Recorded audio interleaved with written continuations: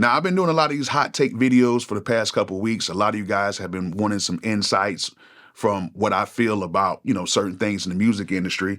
And I will get back to doing product reviews and going back to like making beats and stuff like that online. But somebody hit me up in my DM on IG and he kept asking a question about EQing, and he kept hitting me back and hit me back to where I just basically told him one of the main things that hold a lot of musicians back is overthinking.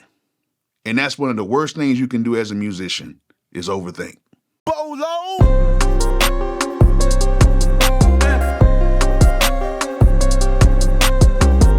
Now, I've been doing this music thing since 2000. So it's been almost 25 years since I've been doing this music thing. And I can honestly say that one thing that held me back throughout a lot of the years was overthinking. And to a lot of you musicians, a lot of you guys out there, you guys overthink a lot. I mean, it's crazy. Just by some of the, the questions you guys ask me, like, Bolo, what do you think about this? What do you think about cutting out certain frequencies on the bass at 70 hertz and then going back and adding this back in on the kick just to give it more punch? Or what if we do if we're EQing a vocal? What about if we go ahead and we take two of the vocals and compress one, and then we had the other vocal like this and do this? Listen, a lot of you guys overthink too many situations, and then the outcome is still the same. What I tell a lot of people is I made most of my money when I took all of that junk in my head and I threw it out and I just made music that made me happy. And when I made music that made me happy, I was good. Brother John Makes Beats made a very good video talking about this. I'm gonna try to pin his video up on here, but around about the 11-minute mark, 11 minute and 15-second mark, he talks about being happy and making music while you're happy. You make your best music while you're happy. And I made my best music while I'm happy by not overthinking a lot of stuff. I just went off of just feeling. And it doesn't matter if I'm recording vocals, if I'm making beats, if I'm just working on ideas, if it feels good to me, I just did it. And when I started doing that, it was just so much clearer at that time. It was fresh. But then I see so many people right now who will sit here on a project, one song sometimes. They'll sit on one song for 5 and 6 years because they feel like the song is not ready. They feel like if I put it out, it's not going to be right. Man, you only got 30 people following you. You know what I'm saying? At the end of the day, you need to put out as much content as possible, but good content.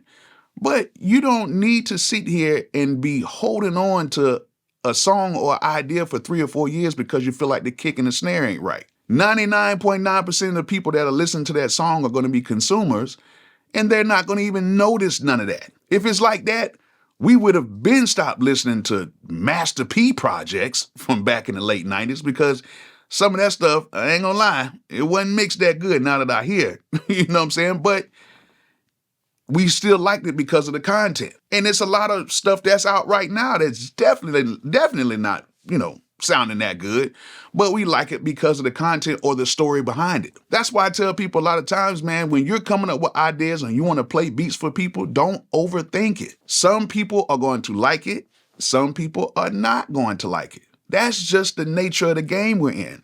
I can make the best beat of 2024 to me, but if you gave people a sheet of paper and you told them anonymously, write down what you think, it's probably going to be about 50-50. Every situation I've been in like that is been that way. So that's why now when I do certain things, I don't care about, okay, is this snare the perfect snare? Is this kick the perfect kick? Is this song giving this great meaning to it to where I feel like we need to add more elements to it to make sure that now the song is at this very high level? Nah. If it sounds good, it sounds good. If the song is good and it's resonating with people, put it out there, see what it is, because that's the thing about us being creators. If one thing doesn't work, if you're a real creator, you can go back and just make more. Or you can revisit that and then you can add more stuff to it and do other things if you want to do that. That's the good thing about being creators in this time. We have all the tools that the big boys had back in the days. We have it right here in our houses, in our bedrooms, in our living rooms, in our sheds. We have all of this stuff. So why would we overthink stuff and hold back all of this art and all of the stuff that we create because we think it might not be right, it might not be ready? That's the worst thing you can do. That's why I implore a lot of musicians right now to go ahead. Now, I'm not saying that you should just record a song and not even mix it and not even put nothing good on it, because I'm going to tell you right now, there's a lot of novelty records out here with people just saying anything and just doing anything to get some TikTok likes. And those songs get played for them 3 or 4 weeks and you never hear from them again. I do say still make great music, still try to work on your craft by mixing and, even trying to dab into a little bit of mastering and stuff like that, trying to get your sounds right, okay? Try to pick the right sounds to get the right sounds to develop that song. I'm not saying don't do none of that stuff, but what I'm saying is clap 003 and clap 004 sound very similar. We shouldn't be worried about switching those claps out for the next 3 weeks. You know what I'm saying? We shouldn't worry about that one snare drum that might have a little bit more bottom end than that top end, but we can't put out the song yet because it just feels like that snare just doesn't resonate like snare 75. You know what I'm saying? Or I think there's too many breaths in the song. I think it's taken away from the essence of the song because they're breathing too much. Listen, all of that is nothing because the audience does not care about that stuff. Now, if you have like a really, really, really whack snare or something like that, or just a really bad singer on something, yes, I understand that. But a lot of the details to where some people sit there and they just take time just loathing over these little small tiny details that don't really mean anything. That's the stuff that holds a lot of you guys back who really want to be successful in the music business. A lot of guys who make these beats and stuff right now, like especially in my genre, like doing like urban, like trap music, R&B, stuff like that, a lot of these guys are going in there and we're cooking up. It's not like we're sitting there like, okay, we just cooked up this beat.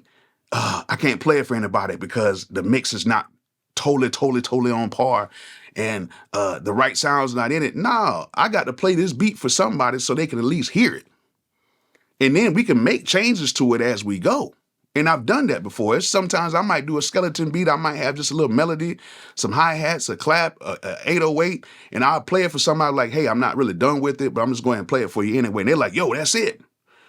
I want to use that. We can add everything else. Let me go and record something to it right now. We can add something to it and, you can do your whole producer thing later on. They give me that sometimes and say, well, hey, just, go ahead and just produce for it, when it gets done. But then some people be like, nah, I don't like where the directions that going. Let's just skip that. All right, cool.